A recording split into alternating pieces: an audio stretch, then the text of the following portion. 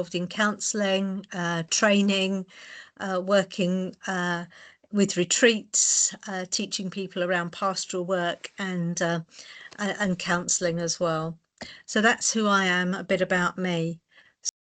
The Bible verse that was given to me for today was, where no counsel is, the people fall, but where many counsellors are, there is health.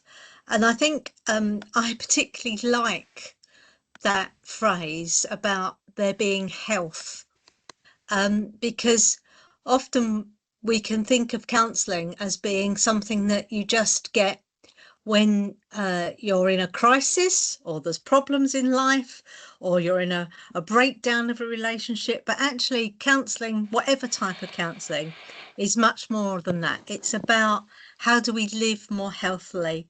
How are our relationships more healthy? How do we grow to be, whether that's singly or in a relationship, all that we were meant to be? And so I think it's trying to think about premarital counselling, or any counselling in that context, about bringing health and growing into what God wants us to be. So I guess the question is, why? Why would we go for premarital counselling? Is it not just all right just to get married or to get into a relationship? Why would we want to think about any kind of counselling or pastoral work around our relationships?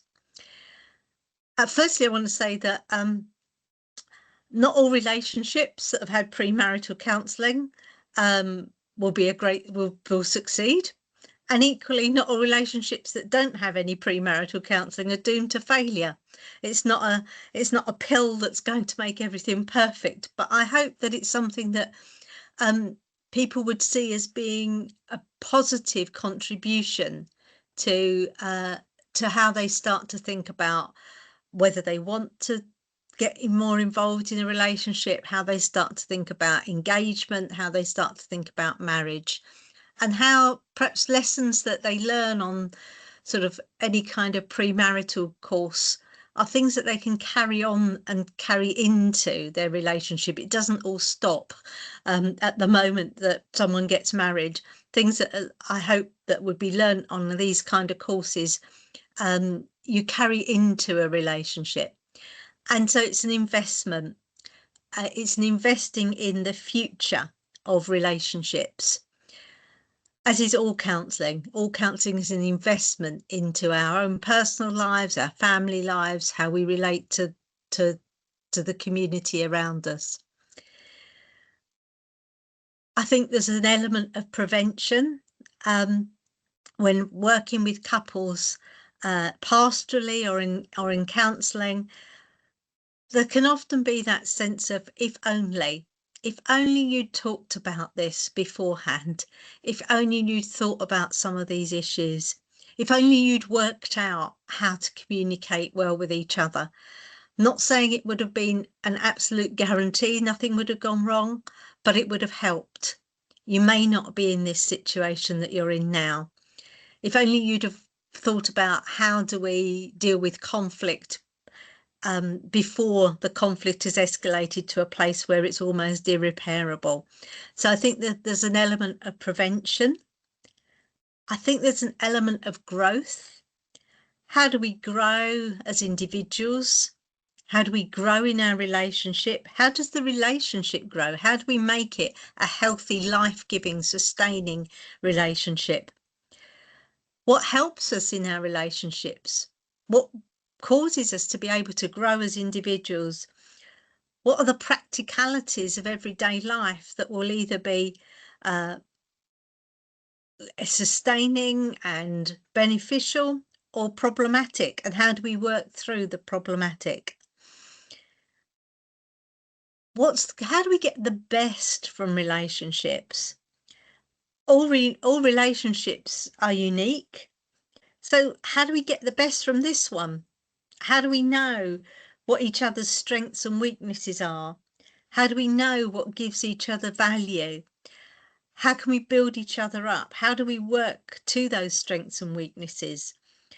How do we work through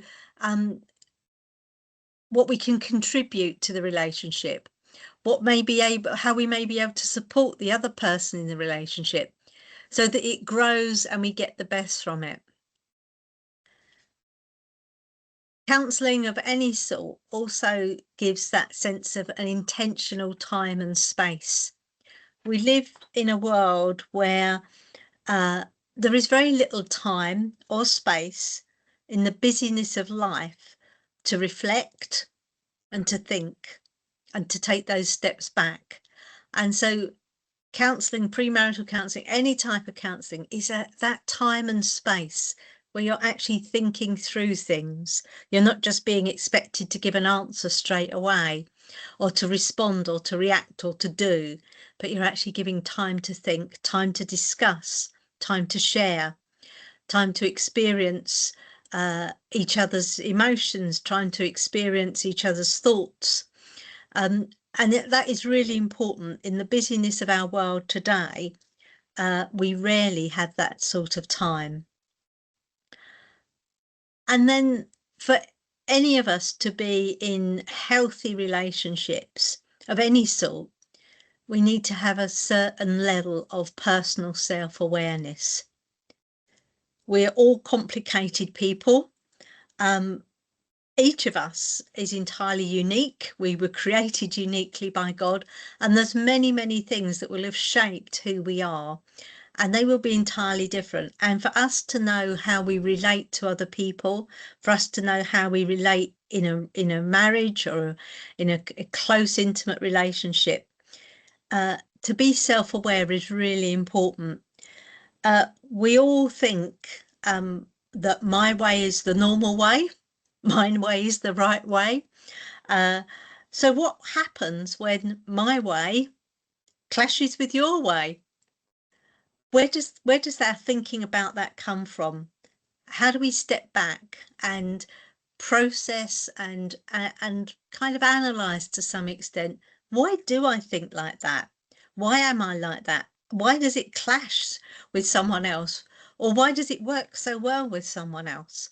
And so a big part of it's not just about the relationship in premarital counselling, it's also about the individuals understanding themselves better. And I just want to look at that for a moment in a bit more depth. So whenever we enter any kind of relationship, we come with our preconceived ideas and our expectations of what life's about, what relationships are about. And they may align very well with the person that we're hoping to marry or the person we're getting into a relationship with, or they may not. And it's for us to understand where those views, those values, those opinions, what's important to us, where that comes from. And these are just some things for, I think, not just for premarital counselling, but for any kind of thinking about yourself or thinking about any kind of relationship. Our personalities, every person will be different. Our personality is different. Difference is really good. It means that my strengths are different to your strengths. My weaknesses are different to your weaknesses, but they need to be understood and to be valued. Things like, how do I make my decisions? Where do we get our energy from? How are we people that like life to be organised and structured, or are we people that just go with the flow? Those sorts of things can cause quite conflicts in marriage. And for us to actually understand ourselves and the other person's personality is really important. I'm just on personality, I'm a complete extrovert. So having the house with lots of people, going out, doing things with other people really, really energizes me. My husband is a complete introvert. He can do all those things, but it exhausts him. So I've had to learn that after doing those things, whereas I might be all up for it and ready to do something else, he actually needs time and space away to be on his own, to get his energy levels back. Just those simple things about understanding a bit about personality can be really important. Life experiences. We will have all learnt how to deal with things in life, different situations, what we find stressful, what we've been able to cope with, and just understanding those for ourselves and for the other person that we're engaging in a relationship, so that we can understand, well, this I would deal with it like this, but they might deal with it in a totally different way. I find this totally unstressful, but they might find it very stressful. Having those conversations about what have our life experiences done for us? What have they taught us about how we deal with different situations? Our culture, we will all have different cultures, and I don't just mean ethnic cultures. We will have our family cultures. Certain things in certain families will be dealt with in certain ways. We'll have our faith culture. We're all Christians on this course, but I was talking earlier, and Femi was saying that, you know, we're all from different denominations. Our faith will have built a culture into us. And so it's about not making assumptions. What part of sort of premarital counselling is about is talking about what influence does our culture have on how we look at the world, what our values are, what's important to us, how we see life, how we see marriage, how we see relationships. And under the sort of a more narrower level, what are our family narratives, the patterns of relationships? What are the boundaries in our family? Some families, how do our families deal with conflict? For some, it's a very open, everybody shouts, everybody makes up, the discussion's had. For other families, conflict's never touched. We bury it all, we don't talk about it. Some families, everything is discussed. It's almost like it's completely open. For other families, things are very private. We wouldn't discuss it with the wider family members. Or our boundaries. For some families, the house is kind of almost like an open house. Anyone comes in, anyone does whatever they like. For other people, that would be a very scary place to be. And so what are our family narratives is part of the discussion of any kind of, certainly premarital counselling, but in fact any kind of relationship that we're getting into, or if we end up sharing houses with people, not in any kind of romantic relationship, but we're just sharing a home. What are the narratives that we're bringing into that? Very similar. What are our role models? What does a father, a husband, a wife, a mother, what do they look like? Where are the differences between us? Which bit of our role models, stepping back and reflecting, can we see as being good and we'd want to actually adopt?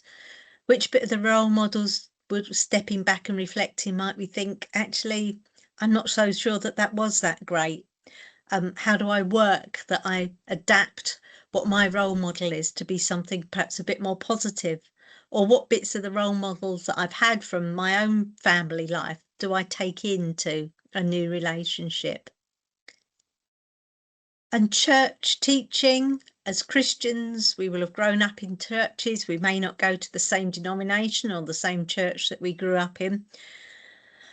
But all churches either openly will teach or unspokenly will have expectations and attitudes to marriage, to the different roles that different genders have in relationships, in churches. Churches will have different approaches to how real are we about the problems that can happen in life. How do we deal with problems in life? Churches will have spoken or unspoken expectations around children, having children, choosing not to have children, people that can't have children. Unspoken or spoken teaching on divorce, separation, when marriage goes wrong. What are the roles of men and women in church, men and women in relationships? And so actually talking about those can be really important, and understanding that the person that you're in a relationship with may not have the same approaches as you, but that's part of talking through pre-marriage stuff that can be talked through pre-marriage in some kind of course or counselling relationship. And then previous relationships. If we all will carry from one relationship into another issues, good and bad, experiences, good and bad, that we've had in other relationships, and not necessarily just romantic relationships. It can be work relationships, family, friendships.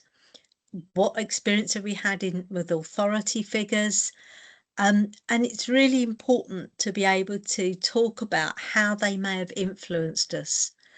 And at least if we can't initially talk to our partner or to someone else about it, to actually think about how our previous relationships may have influenced our ability to trust, how secure we feel in relationships, what's the view of ourselves, what have other relationships done to my self-esteem, how easy we find intimacy, what are we looking for?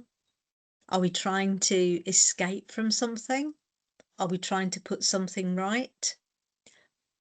Are we relating to the person that is before us? Or are we actually trying to build up an image of someone that we would like them to be?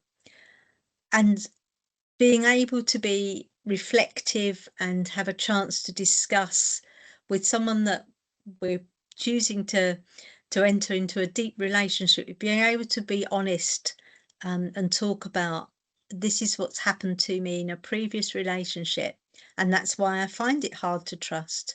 That's why I find it hard to communicate my feelings at different times. Or actually, that's why I find it easy to communicate my feelings at different times. It doesn't have to be bad. It can be positive things, but just being aware that our previous relationships will always be carried into a current relationship with us. In counselling, there's a thing called transference, which is a process which we all do at different times, and it can be very positive or it can be very negative, or in between, really. You may have all experienced a situation where, for just some completely unknown reason, someone just really, really upsets you or rubs you up the wrong way, when what they've actually said is quite innocent and quite without any kind of malice, but there's something inside you that becomes really powerful, and it feels like your emotions are way beyond what's happened. And transference is that process. It's where we're relating to someone or something as if they were someone or something else.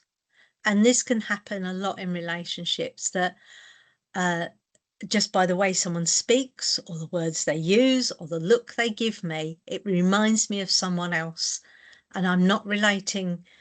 The emotions that come up are not just about what's happening in the present moment, but they're about all that's happened to me in the past. And it can be the cause of really, really stressful things in relationships. And it's not the individual's fault, because they didn't know that the way that the tone of voice that they used was going to cause you those problems. But it's actually really important. That's why it's really important to think about previous relationships, and to be able to talk through what it is that might trigger us because of that. I would say that if we've been in very abusive relationships, or we've experienced betrayal, or we've experienced just relationships where we felt very undermined, we felt very badly treated, it's probably worth in addition to some kind of premarital kind of work, it may be worth people finding time to actually get some counselling, individual counselling themselves, to be able to work through the impact of those relationships. And then this is a strange one, but actually talking to each other about what are the losses.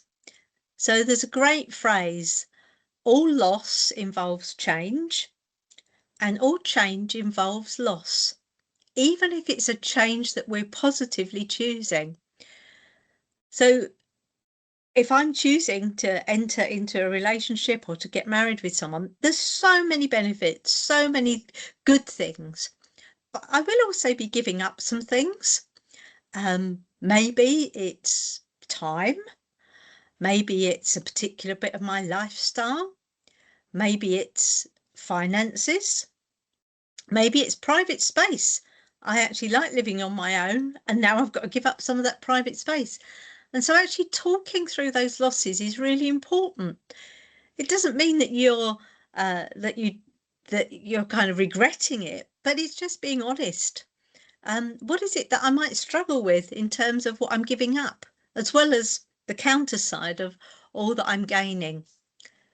And so part of premarital counselling is to think about all of these things, both, and I think not just in premarital counselling, but for ourselves, whenever we're in, any kind of relationship, to think about what is it that makes this relationship tick?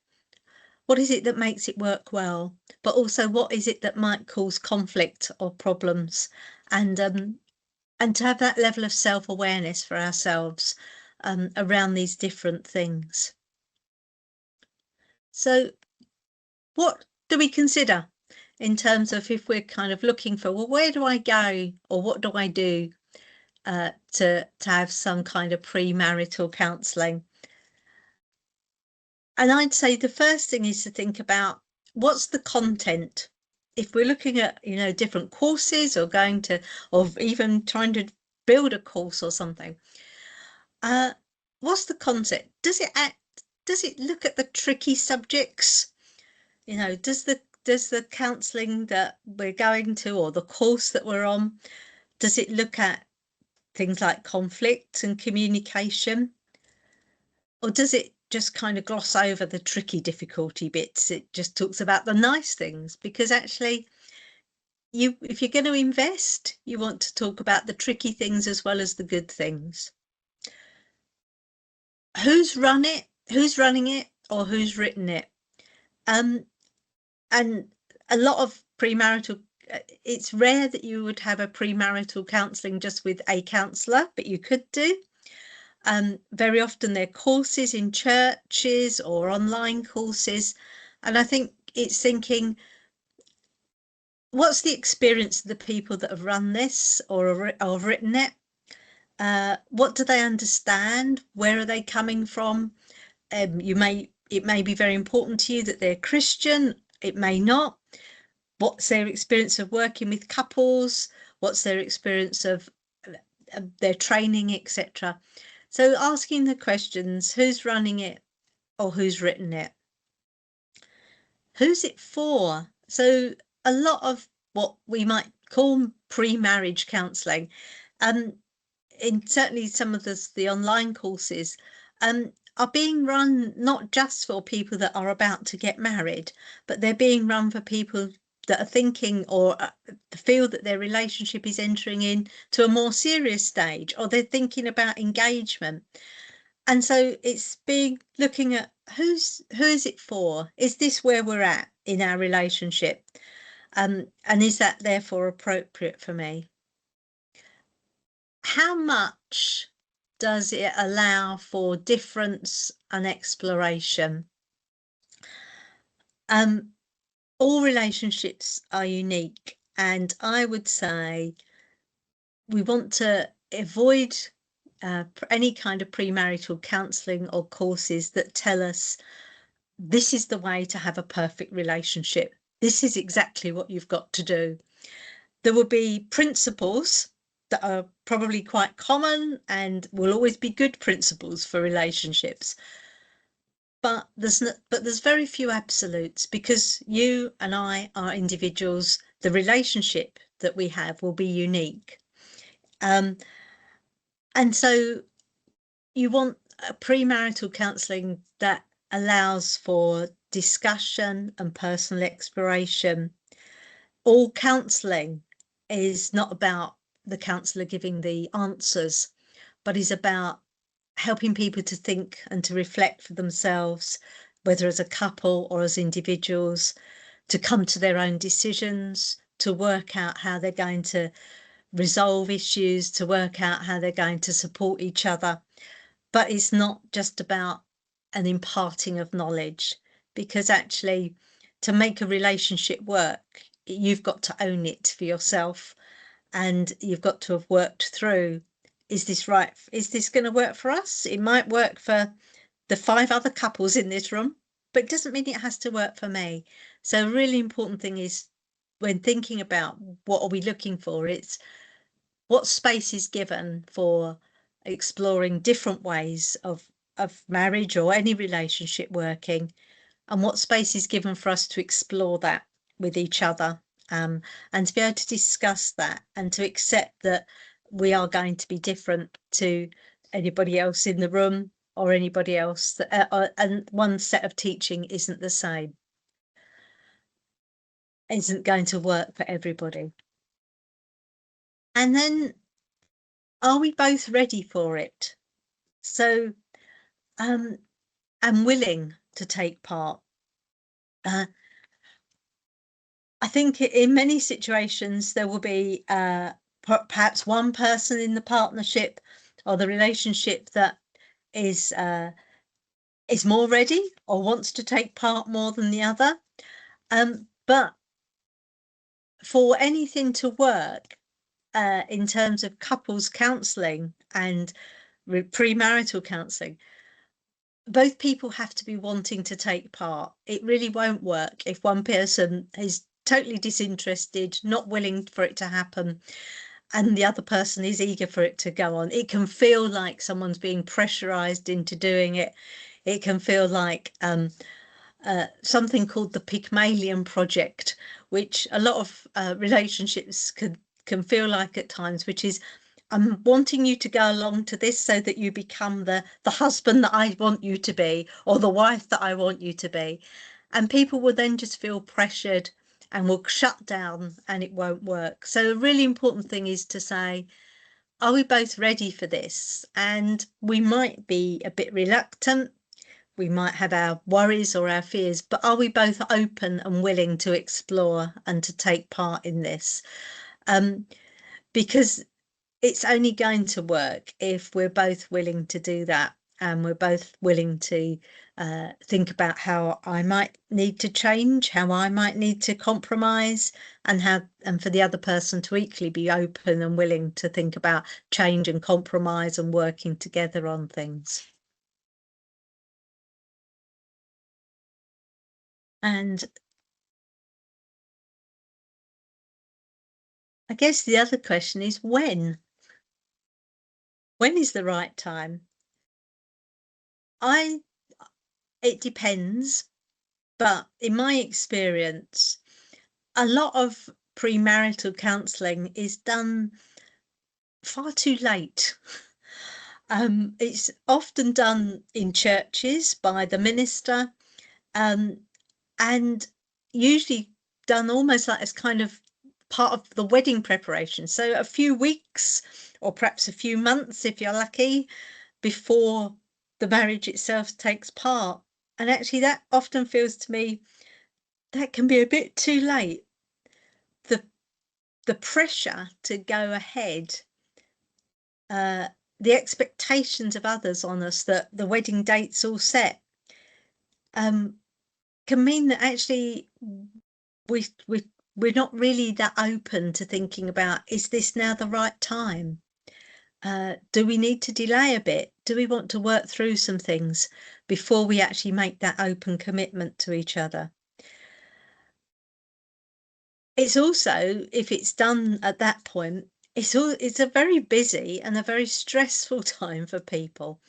You know, wedding preparations, often house moving, buying a house, finding somewhere to rent, just planning the whole kind of wedding thing in and of itself is very stressful and very busy. And any kind of self-awareness work, any kind of reflecting, working on our relationships takes time and takes energy. And so I think it can be that actually we're trying to do it at a time when we haven't actually got the physical or emotional energy or the time to really do it. And so I think it's actually probably good that it would be done earlier.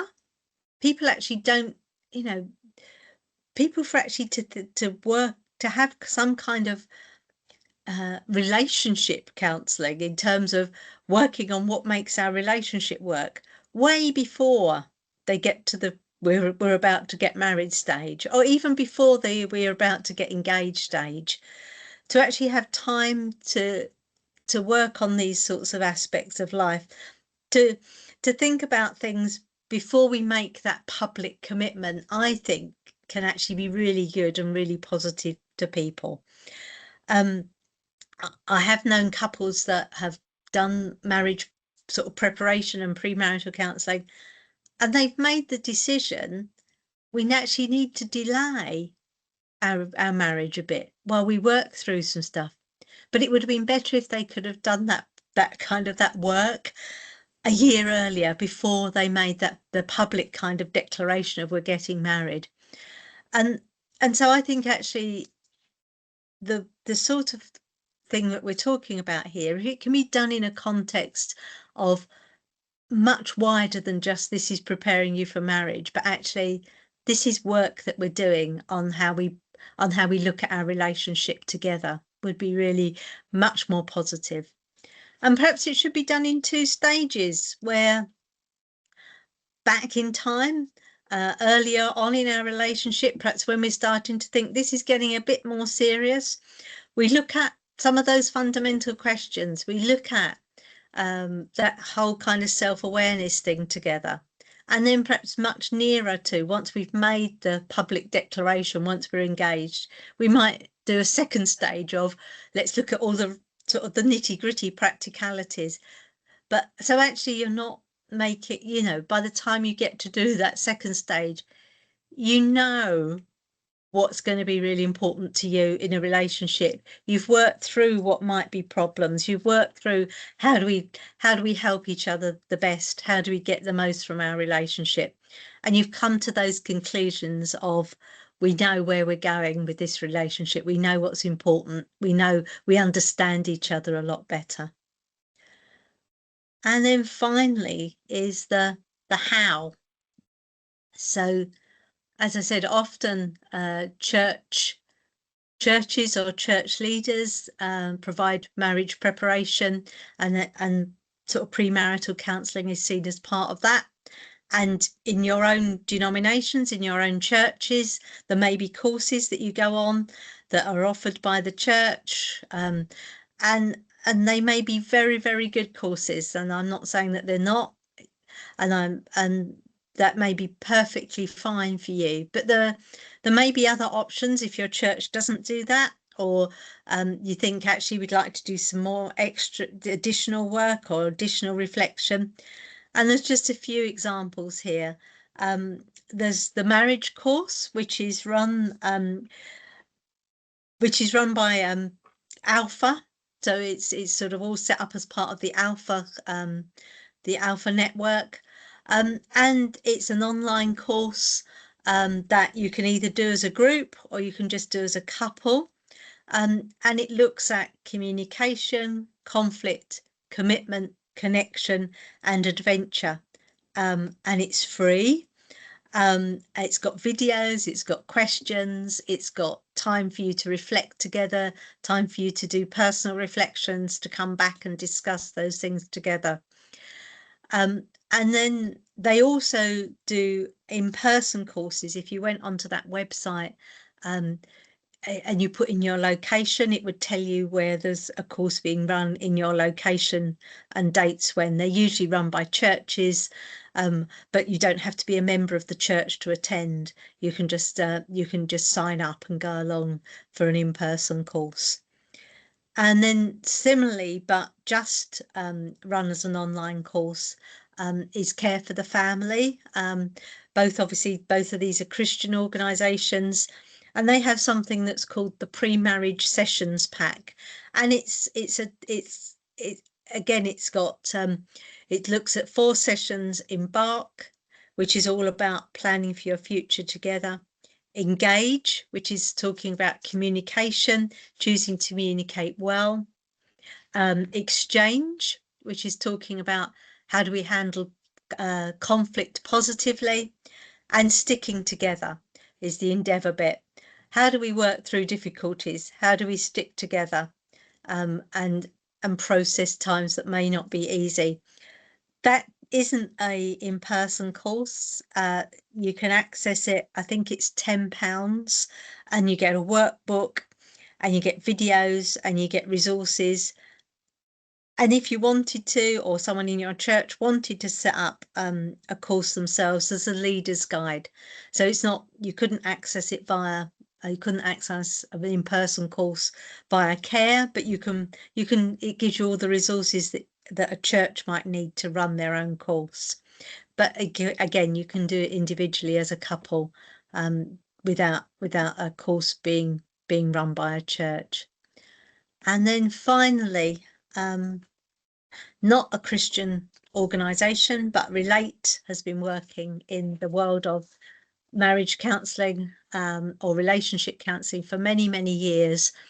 And they have a selection of what they call toolkits for couples.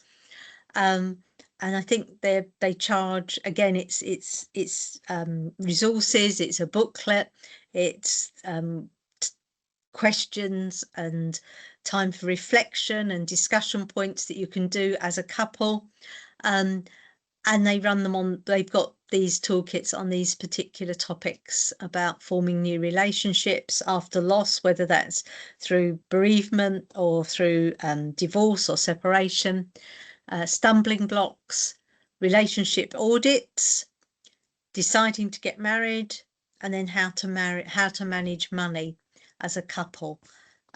So just some resources that may be useful to you.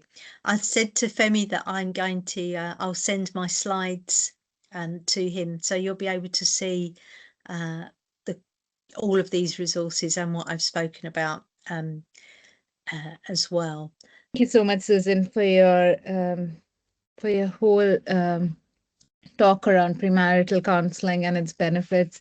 I think there were just a few words that were very resounding for me in a way, which was individuality, the uniqueness and adjustment and time and energy, which are just core concepts to us understanding a person in reality. And I am so grateful to you, Susan, that you not only talked to us about premarital counseling, but you even stretched upon the point of your own relationships that are very day-to-day in a way, and brings us down to more on the basic level. So I think that was really a hard point. I think do we have any questions from the floor? Does anybody want to ask a question? Sorry, I have a small question. So I'm Paul. I'm in Akhil's home. We both are just joined. Just had a question about the premarital counseling. Is it like free, or is it something you need to pay, and how long is the duration and all that? So it will, I mean, usually it's free. It will depend on it depends on where you're going and what you're accessing. So churches, a lot of churches will with people that are getting married in their churches, they will provide some kind of pre-preparation and marriage, and that may involve sort of meeting with the minister or meeting with several couples if there's several couples getting married, and churches wouldn't normally charge for that.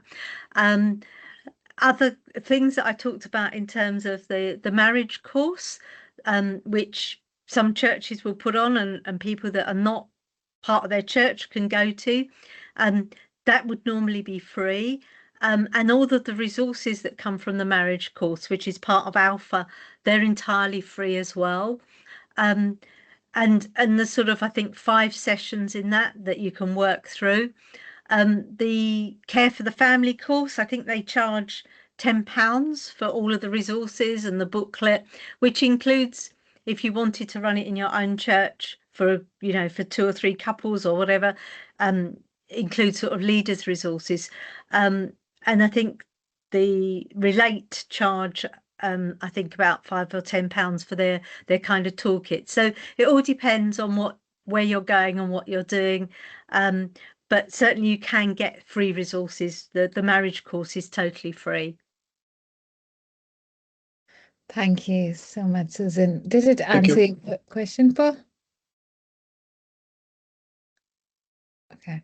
I think the next question is, I'll just read it out still. Yeah, I can see it. That's fine. Yeah. What can be done when one party in the relationship doesn't see reasons for counselling, although there are reasons? It is very, very difficult. Not just in premarital counselling, but in counselling when people are married and the marriage has hit difficulties, because it ends up that either the party that doesn't see the reason for it, can feel that they're being pressurized into doing it. It can actually cause more conflict sometimes, because they're coming along, they don't really want to be there. Someone's bringing things up that are that they don't want the counsellor to know or someone else to know. If it's premarital, I guess the question perhaps that needs to be going through someone's mind is, what does this say about our relationship? If we cannot, if we can't discuss things, what does that say about the future for this relationship? And I know that sounds quite hard, but actually it's really important, because if you can't discuss issues and you can't be open with each other, it's going to be a relationship of a very restricted kind of relationship, and it potentially could mean that there were problems in the future. If it's after marriage and it's in a marriage, in some of these circumstances, all that can actually happen is that the person that sees the problems actually goes for individual counselling to work through, how do we work, how do I